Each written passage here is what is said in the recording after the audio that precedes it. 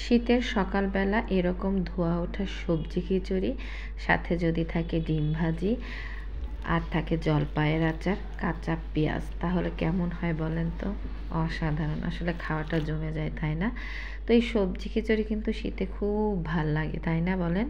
তো hello everyone, আসসালামু আলাইকুম। আমার আজকের রেসিপি হচ্ছে সবজি খিচুড়ি, শীতের সবজি দিয়ে সবজি খিচুড়ি। তো আমি এই খিচুড়িটা রান্না করার জন্য বেশ কয়েক রকমের সবজি কেটে নিয়েছি।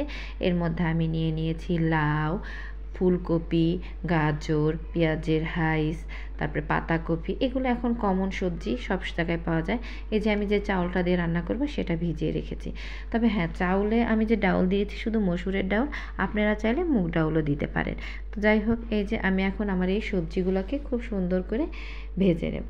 আসলে সবজির পরিমাণটা বা চাউলের পরিমাণটা আপনারা মোটামুটি একটা আন্দাজ করে দিয়ে দেবেন। আচ্ছা, এবার আমার হয়ে যাচ্ছে সবজিগুলো সুন্দর করে। আমি হালকা একটু লবণ দিয়েছিলাম। তো অনেক সময় দেখা যায় যে আপনারা ইচ্ছা করলে এক একটা সবজি দিয়ে ভেজে নিতে পারেন।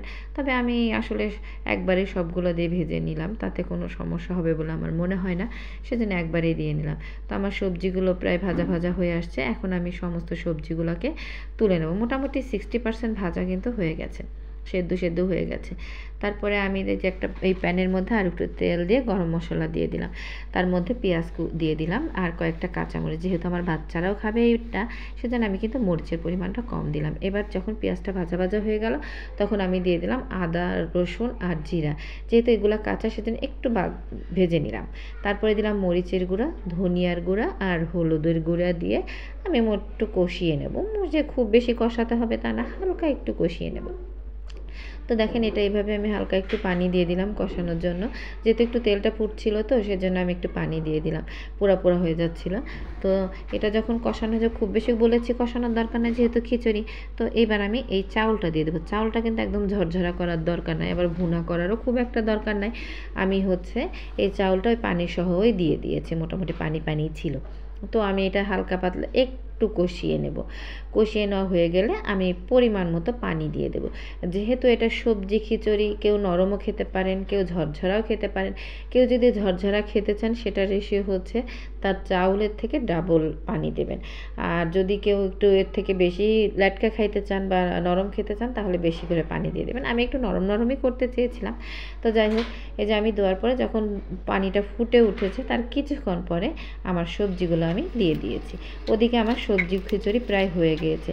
যখন একদম পানি নিচের দিকে চলে যাবে, তখন আপনারা একটা কাজ করবেন, সেটা হচ্ছে এটাকে দমে রেখে দেবেন। তো আমি এর জন্য একটা ফোড়ন রেডি করছি যখন খিচুড়িতে দেওয়ার জন্য, কারণ এই ফোড়নটা দিলে অনেক মজা লাগবে। তো যাই হোক, আমি এর মধ্যে নিয়ে নিচ্ছি রসুন, পেঁয়াজ আর শুকনা মরিচ। তো আমি সরিষার তেল দিয়ে কিন্তু ফোড়নটা দিয়েছিলাম। তো দেখেন, আমার পানি প্রায় নিচের দিকে গিয়েছে। আমি ফোড়নটা যে একটু আগেই দিলাম, পানি শুকিয়ে যাওয়ার আগে, যাতে ফোড়নটা সমস্ত খিচুড়ির মধ্যে মিশে যায় এবং খেতে অনেক মজা হয়। আমি অন্য একটা চুলায় এর সাথে ডিম ভাজিটা করে নিচ্ছি, যেটা আমি আপনাদেরকে দেখিয়ে দিলাম পেঁয়াজ মরিচ দিয়ে। তো দেখেন, এই যে হয়ে গেছে আমার সবজি খিচুড়ি। আমি কিন্তু ওই অবস্থায় মোটামুটি মিনিট 20 দমে রেখে দিয়েছিলাম ফোড়ন দেওয়ার পরে। তো এই যে হয়ে গেছে আমার ধোয়া ওঠা গরম গরম খিচুড়ি, তার সাথে যে জলপাইয়ের আচার, যেটা রেসিপিও কিন্তু আমার চ্যানেলে আছে, চাইলে আপনারা দেখে নিতে পারেন। এই আচারটা কিন্তু অসম্ভব সুন্দর হয়েছিল, আপনারা এভাবে করে খেয়ে দেখতে পারেন। তো দেখেন, আমি এই সবজি খিচুড়ি আচার খাচ্ছি, আলহামদুলিল্লাহ অনেক মজা হয়েছে। সকালের খাওয়াটা কিন্তু সেই সুন্দর হয়েছে। তো আপনারা সবাই ভালো থাকবেন, আমার জন্য দোয়া করবেন। ভিডিওটা ভালো লাগলে একটা লাইক দিয়ে সাবস্ক্রাইব করবেন।